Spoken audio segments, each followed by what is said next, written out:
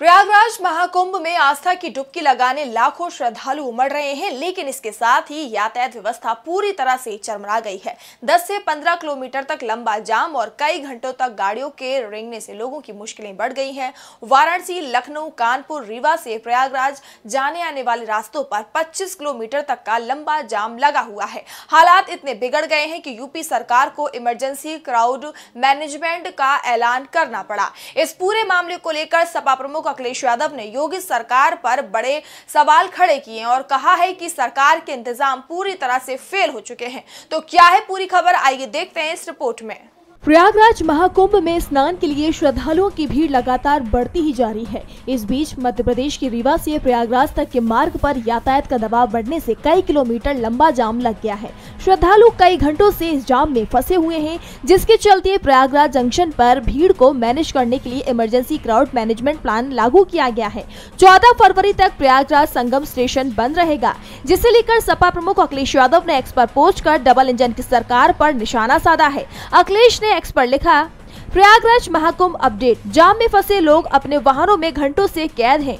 दैनंदिन जरूरतों के लिए महिलाओं तक के लिए कोई स्थान नहीं है। जो लोग रास्तों में बेसुध हो रहे हैं, उनकी देखभाल का कोई इंतजाम नहीं है। श्रद्धालुओं के मोबाइल फोन की बैटरी खत्म हो गई है, जिससे उनका अपने लोगों से संपर्क टूट गया है। संपर्क और सूचना के अभाव में लोगों में बेचैनी बढ़ गई है। हालातों पर काबू पाने के लिए कोई जिम्मेदार मंत्री या व्यक्ति नहीं दिखाई दे रहा है। मुख्यमंत्री तो पूरी तरह से नाकाम साबित हो चुके हैं और साथ ही प्रयागराज से संबंधित उप मुख्यमंत्री और कई जाने माने मंत्रीगण नदारद हैं, जिन्हें जनता के बीच होना चाहिए था, वो घरों में बैठे हैं। इसी के साथ अखिलेश ने आगे लिखा, जो सिपाही चतुर्थ श्रेणी के कर्मचारी या सफाई कर्मी दिन रात निष्ठा पूर्वक भूखे प्यासे डटे हैं, उनके भोजन पाने की कोई व्यवस्था नहीं दिखाई दे रही है। अधिकारी कमरों में बैठकर आदेश तो दे रहे हैं, लेकिन जमीन पर नहीं उतर रहे हैं। प्रयागराज के नगरवासियों को गंदगी, जाम, महंगाई के सिवा कुछ भी नहीं मिला है।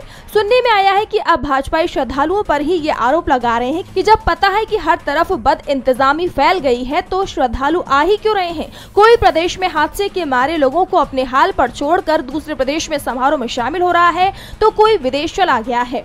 श्रद्धालुओं का पुरसा हाल कोई क्या है। बता दें कि इससे पहले अखिलेश ने महाकुंभ की व्यवस्थाओं पर भी सवाल उठाते हुए उत्तर प्रदेश में वाहनों को टोल मुक्त करने की मांग की थी। उन्होंने कहा, जब फिल्मों को मनोरंजन कर मुक्त किया जा सकता है, तो महाकुंभ पर गाड़ियों का कर मुक्त क्यों नहीं किया जा सकता।